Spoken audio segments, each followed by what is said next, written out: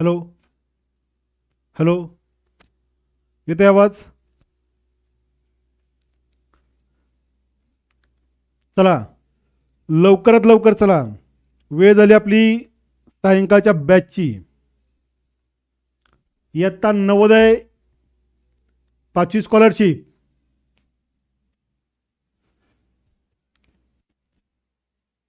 श्री स्वामी समर्थ. मी प्राध्यापक स्वपन सुंबे, ज्ञानरत्न scholarship academy या online व्यासपीठावरून सर्व गुरुजनांचं, बंधू भगिनींचं आणि छोट्या मोठ्या बालमित्रांचं आजच्या या स्टुडिओमध्ये सहर्ष स्वागत. ज्ञानरत्न स्कॉलरशिप अकॅडमी या 2026-27 या ऑनलाईन व्यासपीठावरून आम्ही इयत्ता 5वी नवोदय प्रवेश परीक्षा, इयत्ता 4थी स्कॉलरशिप, इयत्ता 7वी स्कॉलरशिप, इयत्ता 8वी NMMS परीक्षा ह्या सर्व स्पर्धा परीक्षांची अत्यंत उत्कृष्ट तयारी, तेही अल्पदरामध्ये महाराष्ट्र राज्यभर गाजलेल्या संस्थेमध्ये आपण घेत आहोत. आपण इयत्ता पहिलीपासून इयत्ता 8वीपर्यंतच्या सर्व स्पर्धा परीक्षांचं चांगलं मार्गदर्शन आपण विद्यार्थ्यांना देत आहोत. इयत्ता 5वी नवोदय प्रवेश परीक्षाची तयारी करण्यासाठी विशेष बॅच आपण 2026-27 या वर्षामध्ये आपण सुरू केलेली आहे. आपण सर्व या डिजिटल स्टुडिओच्या माध्यमातून अद्ययावत ज्ञान विद्यार्थ्यांना देण्याचा आपला प्रयत्न आणि या प्रयत्नातून जास्तीत जास्त विद्यार्थी नवोदय परीक्षेसाठी कशा प्रकारे पात्र होतील हा आमचा ज्ञानरत्न स्कॉलरशिप अकॅडमीचा मानस असेल. आपणास प्रत्येक वेळेस जे काही स्पर्धा परीक्षेची तयारी असेल त्या तयारीच्या दृष्टिकोनातून आमच्यासोबत गणित बुद्धिमत्तेसाठी प्राध्यापक मारुती शिंदे सर, ज्यांनी मागील काही वर्षापासून MPSC UPSC या सर्व परीक्षेमध्ये अत्यंत अग्रगण्य असं मार्गदर्शन विद्यार्थ्यांना केले, तेही आमच्या सोबत आहेत. आपली शंका कोणतीही असेल ती अधिकृत संपर्कावरती म्हणजे 90 21 21 10 10 09 या नंबरवरती 90 21 10 10 29 या नंबरवरती 70 10 10 या नंबरवरती संपर्क करायचा आहे. इथे लक्षात नाही, नंबर दोन्ही पण चुकीचेच. येते लक्षात? तर 90 21 10 10 29 या नंबरवरती अधिकृत संपर्क करायचा आहे आणि आपल्या शंकेची पूर्णता विचारणा करायची आहे. तर चला आपण या पाठ्यक्रमावरती, अभ्यासक्रमावरती वळख देऊयात. सेक्शन नंबर 1 म्हणजे भाग 1. नवोदयच्या परीक्षेसाठी असणारे 3 भाग महत्त्वपूर्ण आहेत. त्यापैकी पहिला भाग आपण विचारात घेत आहे सेक्शन 1 भाग number 1.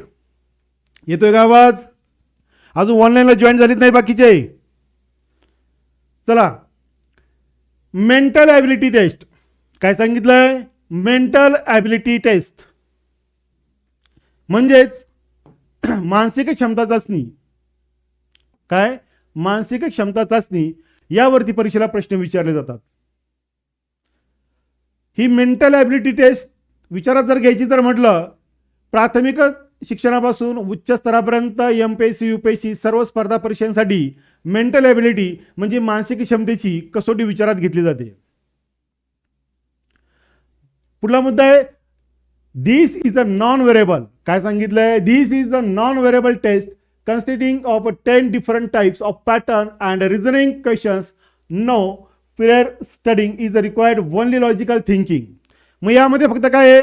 Only for logical thinking आहे. Only for logic. सर्व मानसिक क्षमतेवरती आधारित आहे आणि लॉजिक करायचं आहे. Odd man out.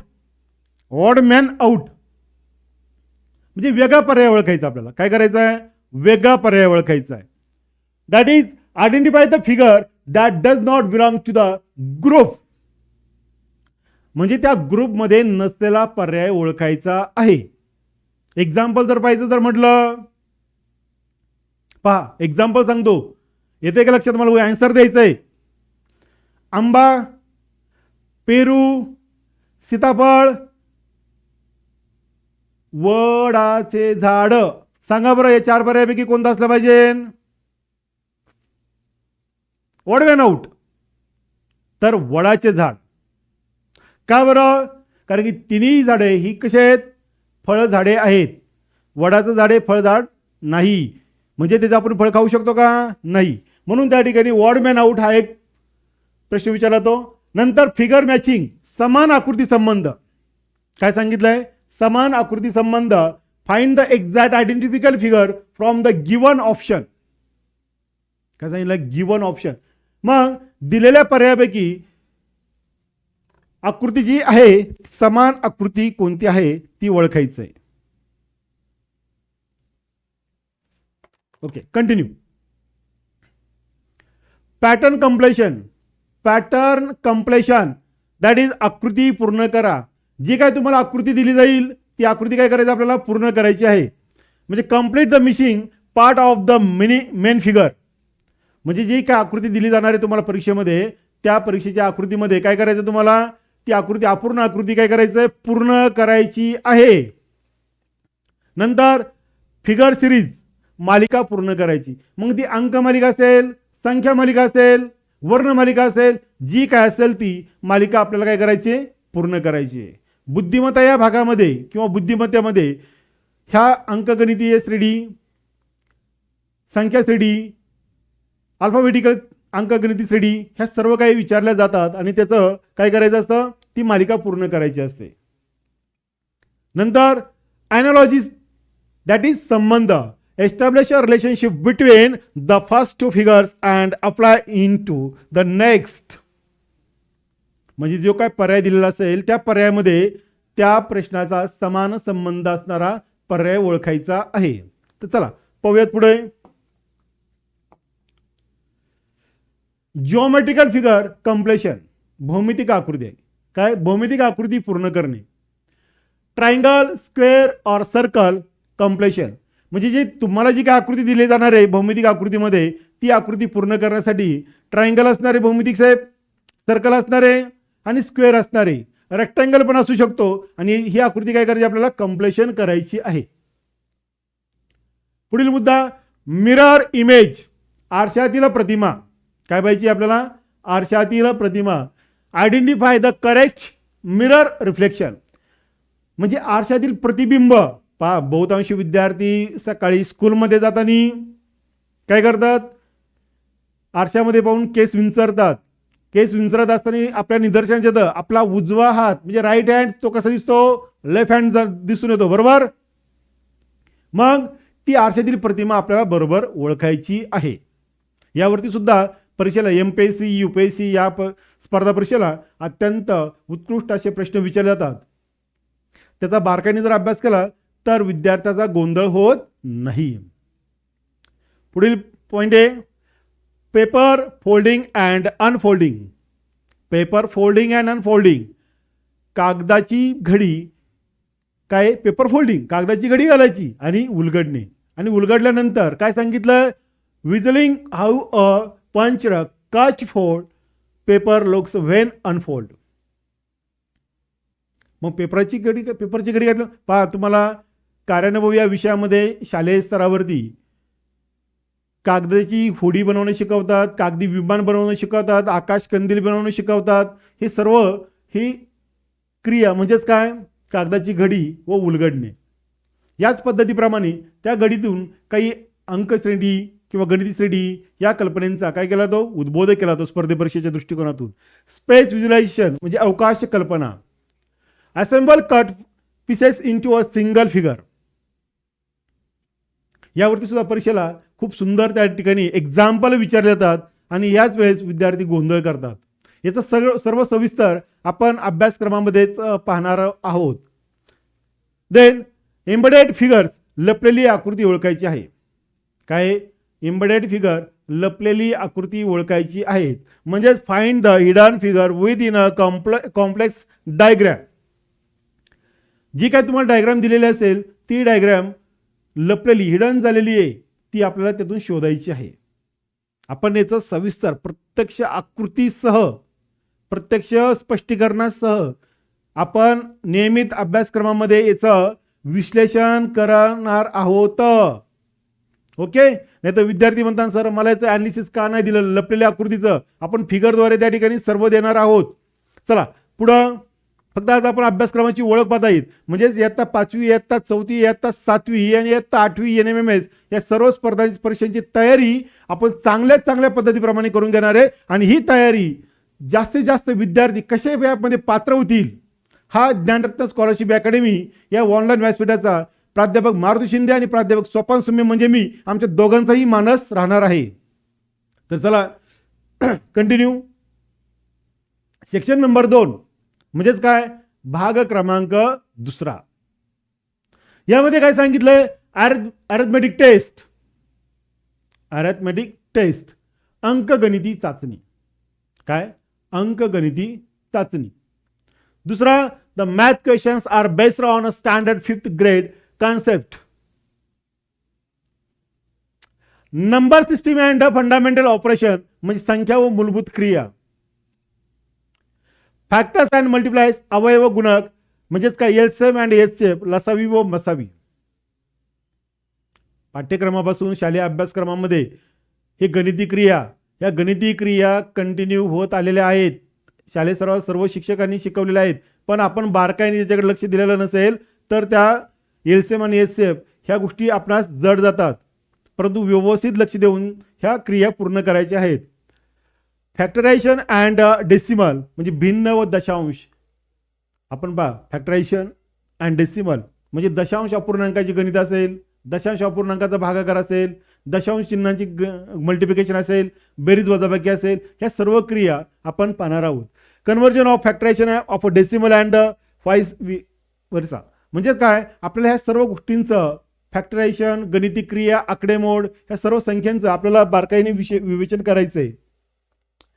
त्याचमध्ये डिस्टन्स, टाइम अँड स्पीड म्हणजे आपल्याला गणिताची क्रिया कोणत्या बघितल्या आपण त्याच्यामध्ये मागील अरिथमेटिक टेस्ट म्हणजे सेक्शन 2 मध्ये अरिथमेटिक टेस्ट, अंकगणित चाचणी, संख्या व मूलभूत क्रिया, एलसीएम एचसीएफ, भिन्न व दशांश, डेसिमल फ्रॅक्शन. याबरोबरच डिस्टन्स, टाइम अँड स्पीड, अंतर, वेळ आणि वेग, अप्रोक्सिमेशन ऑफ नंबर्स, काय अप्रोक्सिमेशन ऑफ नंबर्स, अंदाजीकरण, सिम्प्लिफिकेशन ऑफ न्यूमेरिकल एक्सप्रेशन्स म्हणजे संख्यात्मक पदावली, पर्सेंटेज अँड इट्स ऍप्लिकेशन्स शेकडेवारी. ह्या सर्व घटकांवरती गणितीय क्रियेमध्ये आपल्याला अभ्यास करायचा आहे. प्रॉफिट अँड लॉस, नफा आणि तोटा, सिंपल इंटरेस्ट, सिंपल इंटरेस्ट म्हणजे काय, सरळ व्याज. या ठिकाणी साधे व्याज झालंय पण सरळ व्याजही म्हणू शकता. पेरिमीटर, एरिया अँड व्हॉल्यूम, परिमिती, क्षेत्रफळ व घनफळ ह्या गणितीय क्रियांचा आपल्याला अभ्यास करायचा आहे. आपण विवेचनही करणार आहोत व्यवस्थित, एकदम सुटसुटीत आणि सविस्तर पद्धतीप्रमाणे अभ्यासक्रम स्पर्धेचा अभ्यासक्रम सुरू होणार आहे. त्यावेळेस आपण सर्व गोष्टींचं विवेचन करणार आहोत. आपण या 4थी, 5वी, 7वी नवोदय आणि स्कॉलरशिप बरोबर आपण NMMS ही सुद्धा स्पर्धा परीक्षेची अत्यंत चांगल्या पद्धतीप्रमाणे विद्यार्थ्यांची तयारी करून घेणार आहोत आणि ते पण लाईव्ह रेकॉर्डेड टेस्टसह. चला पुढं. सेक्शन नंबर 3 सर्वात महत्वाचा जो टॉपिक मी शिकवणार आहे तुम्हाला पूर्ण वर्षभर तो म्हणजे सेक्शन नंबर 3. जो सेक्शन नंबर 1 आणि सेक्शन नंबर 2 हे दोन्ही बाजू होत्या ते आपले प्राध्यापक मारुती शिंदे सर हे आपणास अत्यंत दर्जेदार पद्धतीप्रमाणे सांगणार आहे. कसं, एकदम उत्कृष्ट आणि सखोल मार्गदर्शन करणार आहे. आणि मी सेक्शन नंबर 3 लँग्वेज टेस्ट म्हणजे भाषा विषयाची चाचणी यावरती आपण विवेचन चांगल्यात चांगलं करणार आहोत. आता पहा याच्यामध्ये काय काय असणार आहे. प्रामुख्याने उतारा वाचन, समानार्थी शब्द, विरुद्धार्थी शब्द, म्हणी ह्या सर्व गोष्टींचा समावेश असणार आहे. म्हणजेच काय, रीडिंग कॉम्प्रेशन्स आपल्याला उतारा वाचायचा आहे. काय, रीडिंग कॉम्प्रेशन उतारा वाचन करायचं आहे. आणि that is the passage are given each followed by 5 questions म्हणजे तो पॅसेज जो असणार आहे त्या पॅसेजमध्ये एकूण किती क्वेश्चन विचारणार आहेत, 5 क्वेश्चन विचारणार आहे आपल्याला. That must be answered by carefully reading the passage. म्हणजे जो तुम्हाला पॅसेज दिला जाणार आहे तो पॅसेज एकदम क्लिअरली काळजीपूर्वक वाचायचा आहे आणि त्याचं उत्तर अचूक निवडायचे. Basic grammar. बेसिक ग्रामरमध्ये काय? बेसिक व्हॉकॅब्युलरी. व्हॉकॅब्युलरी म्हणजे शब्दांचा संग्रह, शब्द संचय. सिनॉनमस वर्ड्स. सिनॉनमस वर्ड्स मीन्स, येईल सांगता कोणाला? राईट. सिनॉनमस वर्ड्स मीन्स समानार्थी शब्द. समानार्थी शब्द. नंतर अँटोनिमस म्हणजे विरुद्धार्थी शब्द. समानार्थी शब्द आणि विरुद्धार्थी शब्द इयत्ता तिसरी, इयत्ता चौथी आणि इयत्ता पाचवीला आहात तुम्ही. हे तिन्ही वर्ष पाठ्यक्रमामध्येच किंवा स्पर्धेचा म्हणजे प्रज्ञाशोध असेल, स्कॉलरशिप असेल, या सर्व विषयांतर्गत समानार्थी आणि विरुद्धार्थी शब्द आपल्या अभ्यासनात गेलेले आहेत. त्याचप्रमाणे and idioms proverbs. Idioms and proverbs. Idioms means मनी. आयडॉम्स मीन्स मनी आणि प्रोहिबर्स मीन्स वाक्प्रचार. हे सर्व गोष्टी त्याच्यामध्ये काय असतात? इन्क्लूड असतात. येते का लक्षात? चला मग आपण या रीडिंग पद्धती बेसिक मध्ये भाषा चाचणीमध्ये काय करणार आहोत?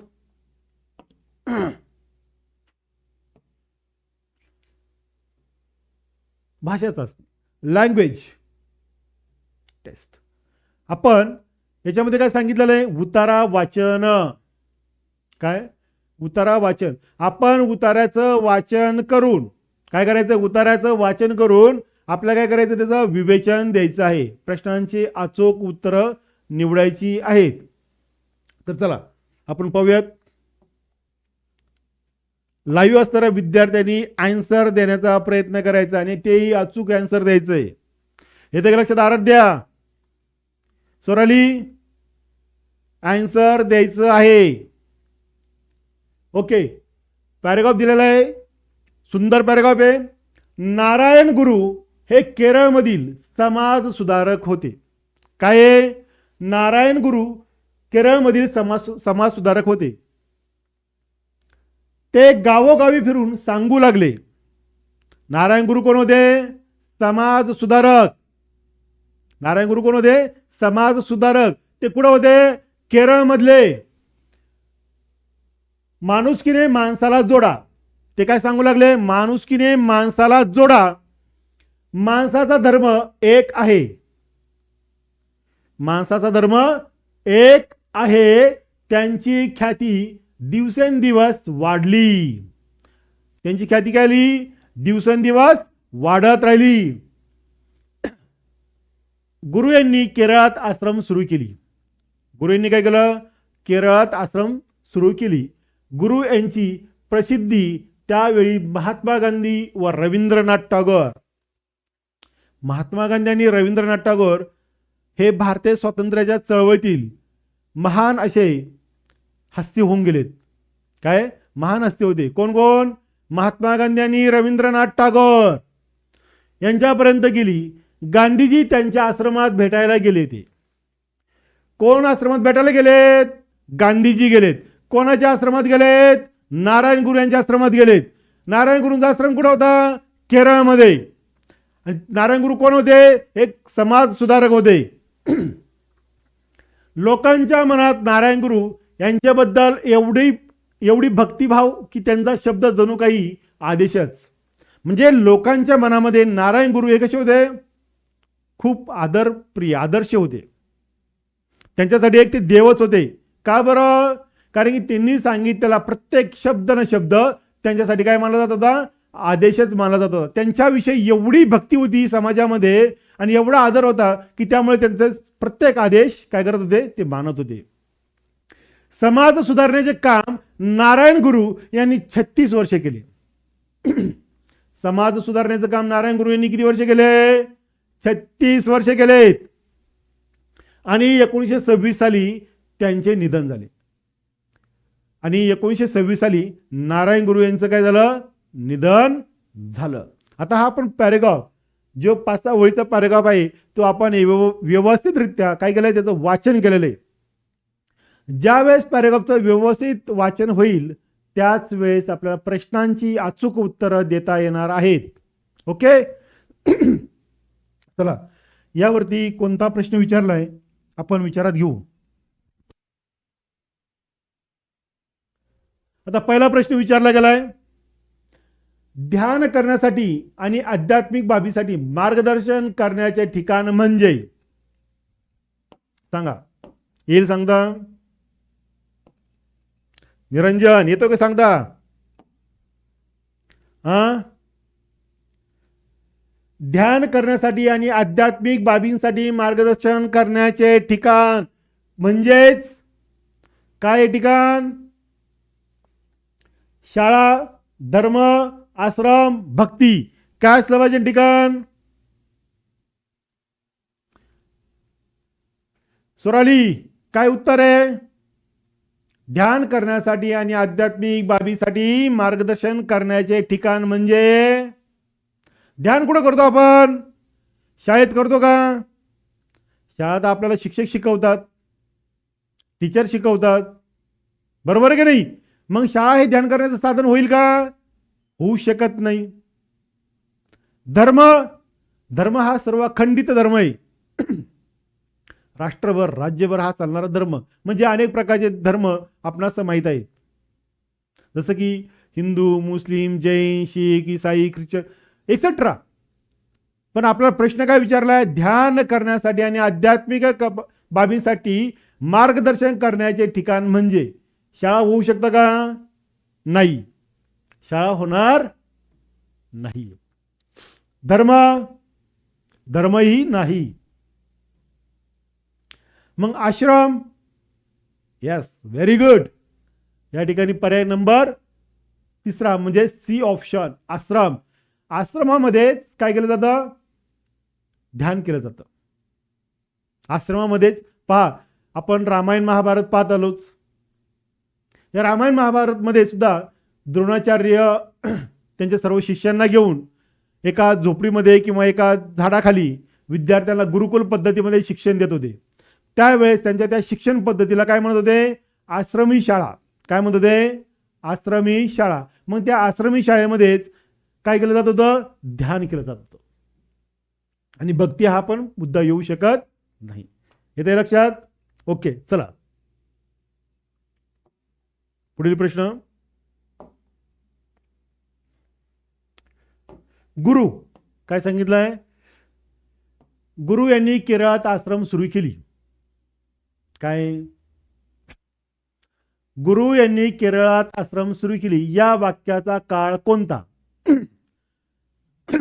पहा, या वाक्याचा काळ कोणता विचारला आपल्याला. गुरु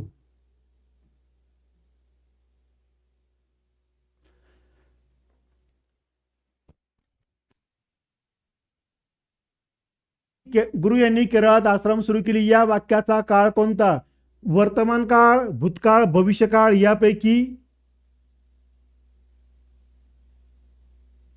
यापैकी कोणताही नाही.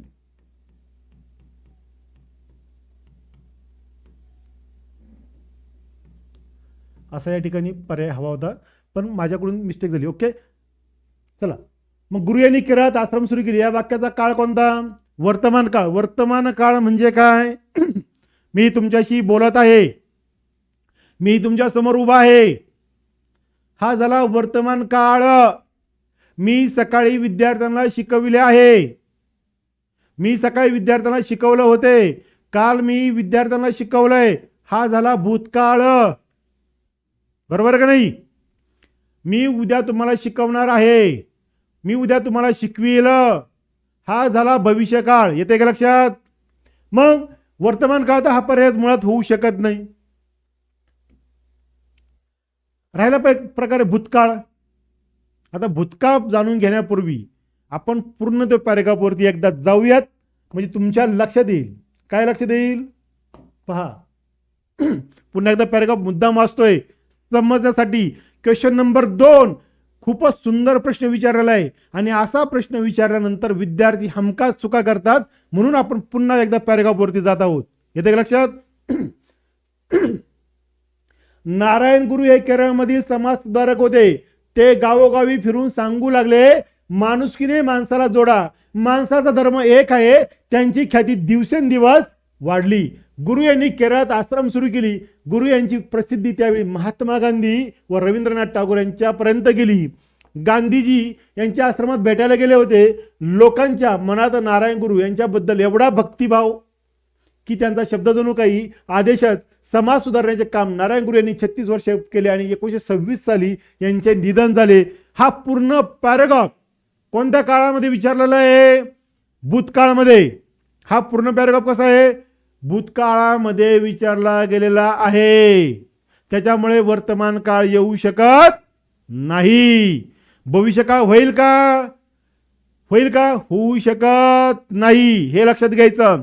असे प्रश्न विद्यार्थ्यांना गोंधळून टाकणारे असतात आणि गोंधळणाऱ्या प्रश्नामध्येच विद्यार्थी काय करतो? हमखास मार्क्स कमी पडतात. मग आपण रडत बसतो. मला 1 मार्क्स कमी पडला, 2 मार्क्स कमी पडले, माझं सिलेक्शन झालं असतं, मी उत्तीर्ण झालो असतो, मी पात्र झालो असतो. परंतु आपण अत्यंत घाई गडबड करून असा प्रश्न आलेला विचारलेला प्रश्नाचं उत्तर अचूक पद्धतीने देण्याऐवजी आपण घाई गडबडीत चुकीचं उत्तर देत असतो. पहिला पॅराग्राफ कसा विचारलेला आहे? भूतकाळामध्ये विचारलेला आहे. बरोबर? म्हणजे तो भूतकाळामधलाच असला पाहिजे. भविष्य काळामध्ये आहे का? नाही. वर्तमान काळामध्ये राहील का? नाही. म्हणजेच आणि वाक्यामध्ये प्रश्न काय विचारलेला आहे? गुरु यांनी केरळात आश्रम सुरू केली. हे वाक्य आहे. गुरु यांनी केरळात आश्रम सुरू केली. ही क्रिया कशी झालेली आहे? पूर्ण क्रिया झालेली आहे. भूतकाळातील क्रिया कशी झालेली आहे? पूर्ण क्रिया झालेली आहे. म्हणजेच काय? चालू पूर्ण. चला पाहूयात प्रश्नावरती जाऊ. मूळ प्रश्नावरती. गुरु यांनी केरळात आश्रम सुरू केली या वाक्याचा काळ कोणता? हा प्रश्न होता आपला आणि त्या प्रश्नाचं आपल्याला अचूक उत्तर शोधायचं आहे. वर्तमान काळ तर होऊ शकत नाही. भूतकाळ होईल, परंतु ती क्रिया कशी झालेली आहे? पूर्ण क्रिया झालेली आहे. ती क्रिया कशी झालेली आहे? पूर्ण क्रिया झाली आहे. आश्रम सुरू केली. क्रियापद कसं आलंय? भूतकाळातील आहे, पण ते पूर्ण झालेले. भविष्यकाळ होणार नाही.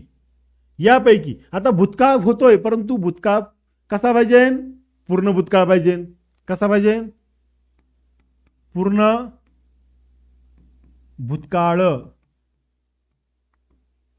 परंतु यामध्ये पर्याय दिसतोय का पूर्ण भूतकाळाचा? दिसत नाही. म्हणजेच काय? हा पण पर्याय होऊ शकत नाही. आता पर्याय क्रमांक ड यापैकी नाही असा पर्याय, अचूक पर्याय तयार होईल. येते लक्षात? ओके. तर चला पुढं. पुढील प्रश्न काय दिलेला विचारलेला आहे? नारायण गुरु हे गावोगावी काय फिरत होते? नारायण गुरु हे गावोगावी का फिरत होते? मग का फिरत होते? त्यांना अन्न मिळत नव्हतं म्हणून? त्यांना कोणाबरोबर खेळायचं होतं म्हणून? का ते आपल्या पाहुणे रावणाऱ्यांना भेटायला जात होते म्हणून गावोगावी फिरत होते? नाही. तर नारायण गुरु हे कोण होते? थोर समाज सुधारक होते. ते समाज प्रबोधनाचं काम करत होते आणि ते काम प्रत्येक गावोगावी जाऊन, खेडोपाड्यात जाऊन करत होते. म्हणून नारायण गुरु हे गावोगावी का फिरत होते? तर आश्रम सुरू करण्यासाठी का? नाही. ऑलरेडी त्यांचा आश्रम सुरू झालेला होता. आश्रम सुरू झालेला होताच.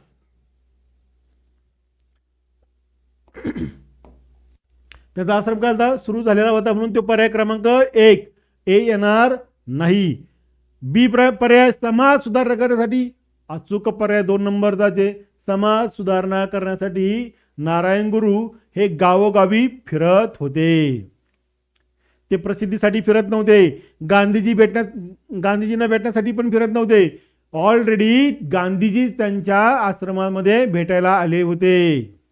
म्हणून पर्याय क्रमांक सी आणि पर्याय क्रमांक डी हे दोन्ही पण होऊ शकत नाही. अचूक पर्याय क्रमांक बी आहे. चला पुढला प्रश्न पाहूयात. आपणास कोणतीही अडचण असेल किंवा काही तांत्रिक अडचणी उद्भवल्या असेल किंवा तुम्हाला समजलं नसेल, तुम्हाला आवाज येत नसेल किंवा इतर काही गोष्टी असेल, अभ्यासक्रमाच्या असेल, स्पर्धा परीक्षेच्या दृष्टिकोनातून असेल, इतर आता काय असेल, तर आवर्जून मराठी आणि इंग्रजी या विषयासाठी आवर्जून मला स्वतःला फोन करा. 72 19 54 70 48 या नंबरवरती याशिवाय गणित बुद्धिमत्तेच्या काही कन्सेप्ट असेल त्या तुम्हाला आवर्जून लक्ष देत नाहीये तर आपले प्राध्यापक मारुती शिंदे सर यांना आवर्जून फोन करा. तुमचा फोन कोणत्याही वेळेस उचलला जाईल आणि तुम्हाला त्याचं योग्य ते मार्गदर्शन दिलं जाणार आहे. परंतु आपल्या शंका सांगितल्यानंतरच त्याच्यामध्ये व्यवस्थित सुधारणा करता येईल, हे पण लक्षात घ्या बाळांनो. कारण की हे स्पर्धेचं युग आहे. या स्पर्धेच्या युगामध्ये प्रत्येक गोष्ट अचूक पद्धतीप्रमाणे आणि तेही वेळेमध्ये होणं गरजेचं आहे. आत्ताची वेळ ही तुमच्यासाठी खूप महत्त्वपूर्ण आहे. आपले आईवडील आपल्यासाठी दिवसभर उन्हातानाचे कष्ट करतात. करतात की नाही कष्ट? आराध्या, करतात ना कष्ट? मग आपण आपल्या आईवडिलांचं कष्ट दिवसभर करतात. त्यांचं स्वप्न पूर्ण करणं, त्यांच्या स्वप्नांची पूर्ती करणं हे आपलं कर्तव्य आहे की नाही? आहेच. म्हणून आपण आईवडिलांचं स्वप्न पूर्ण करण्यासाठीच काय करायचं आहे? आलेली आपल्याला संधी. आता मी जर म्हटलं मी आता इयत्ता 5वीची नवोदयाची परीक्षा द्यायला बसतो, मला कोणी बसून देणार आहे का? नाही देणार. का नाही देणार? कारण की माझी वेळ निघून गेलेली आहे, म्हणून मला परीक्षेला बसता येणार नाही. तुम्हाला संधी मिळालेली आहे, त्या संधीचं सोनच करायचं आहे. बरोबर आहे का नाही?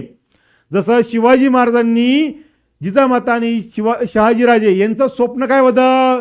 हे स्वराज्य निर्माण करण्याचं स्वप्न होतं. ते स्वप्न त्यांनी उराशी बाळगून पूर्ण केलं की नाही? छोट्या शिवाजी महाराजांनी जर स्वप्न पूर्ण केलं तर आपणही त्याच वयातले आहोत की नाही?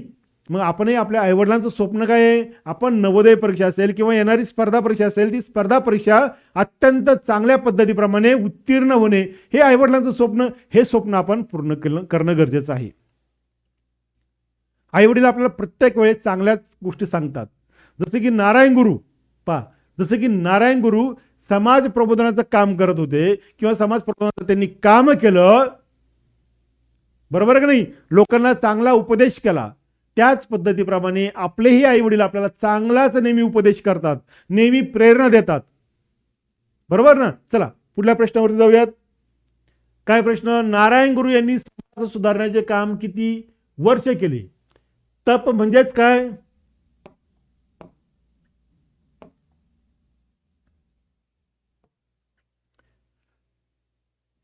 आता तप म्हणजे काय? पहा, खूप सुंदर प्रश्न विचारलाय. विद्यार्थी म्हणतील आम्ही पूर्ण पॅरेग्राफ वाचला सर, पण त्या पॅरेग्राफ मध्ये तप हा शब्द कुठंच आला नाही. तप हा शब्द कुठेच आलेला नाही. मग नारायण गुरु यांनी समाज सुधारण्याचे काम किती तप केले? तुम्ही म्हणणार आहे अरे हा प्रश्न 100 नाही 1001% चुकीचा विचारलेला आहे. काय केलेला आहे? 1001% विचारलेला आहे. परंतु तप म्हणजेच काय? 12 वर्ष. काय 12 वर्षांचं काय असतं? एक तप असतं. काय 12 वर्षांचं काय असतं? एक तप असतं. मग तप केले, किती तप केलेत? पर्याय खूप सुंदर आहे. विद्यार्थी याच ठिकाणी नेमका चुका करतो आणि हक्काचे मार्क्स काय करतो? गमावून बसतो. 12 वर्ष एक तप, परत 12 वर्ष एक तप, परत 12 वर्ष एक तप. खूप सुंदर प्रश्न विचारलेला आहे. आणि हाच प्रश्न दोन्ही पण, एक भूतकाळाचा प्रश्न होता आणि हा एक तपाचा प्रश्न. दोन्ही प्रश्न पॅरेग्राफ खूप सोपे असतात, सुंदर असतात. आणि ह्या 5 प्रश्नापैकी 2 प्रश्न 100% विद्यार्थ्यांचे चुकलेच असतात. आता पहा 12 पहा इथं 12 प्लस 12 किती आले?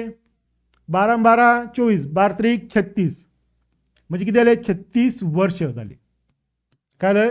36 वर्ष झाली. आता तप पहा, तप किती? 1 2 3 किती झाले तप? 3 तप. प्रश्न काय विचारला आपल्याला? नारायण गुरु यांनी समाज सुधारण्याचे काम किती तप केले? वर्ष विचारलं का आपल्याला? मुळात नाही. वर्ष विचारलं असतं तर आपलं काय आलं असतं? पर्याय क्रमांक ए 36 आला असता. काय आला असता? 36 आला असता, म्हणजे 36 वर्षे. पण विचारलं काय? तप.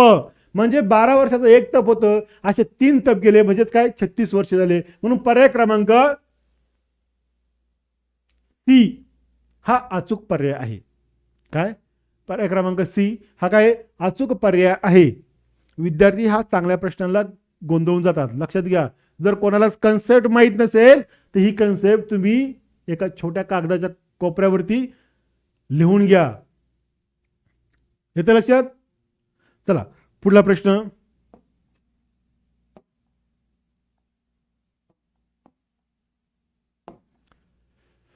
ख्याती या शब्दाचा समानार्थी शब्द कोणता नाही?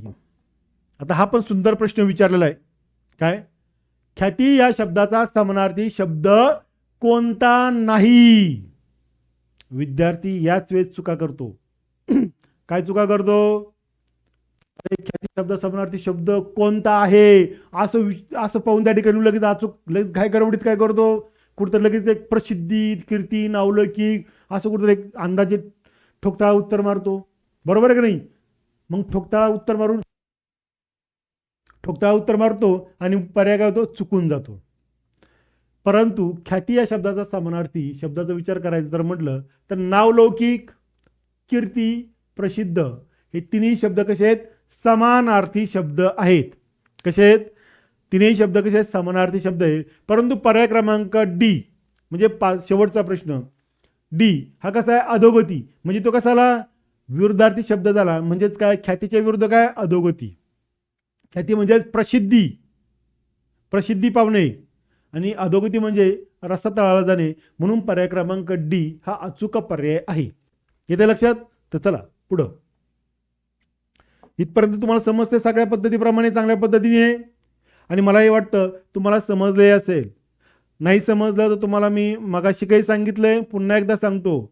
तुम्हाला गणिती क्रिया संदर्भात कोणतीही अडचण असेल तर आपले प्राध्यापक मारुती शिंदे सर, आणि मराठी आणि इंग्रजी विषया संदर्भात काय अडचण असेल तर मला स्वतःला फोन करणे, आवर्जून फोन करून कन्सेप्ट विचारणे, शंका विचारणे हे आपलं काम आहे.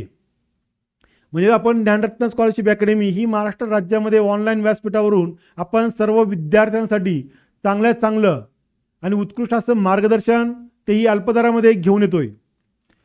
मागील काही वर्षापासून आपण अनेक विद्यार्थ्यांना या स्पर्धा परीक्षेमध्ये शालेय स्तरावरील अनेक विद्यार्थ्यांसाठी मोलाचं योगदान दिलेलं आहे, आणि तेही या वर्षापासून 2026-27 मध्ये जास्तीत जास्त विद्यार्थी नवोदय असेल, स्कॉलरशिप असेल, NMMS असेल, या सर्व परीक्षेमध्ये कशा प्रकारे जास्तीत जास्त उत्तीर्ण होतील असा मानस आम्ही ठेवलेला आहे.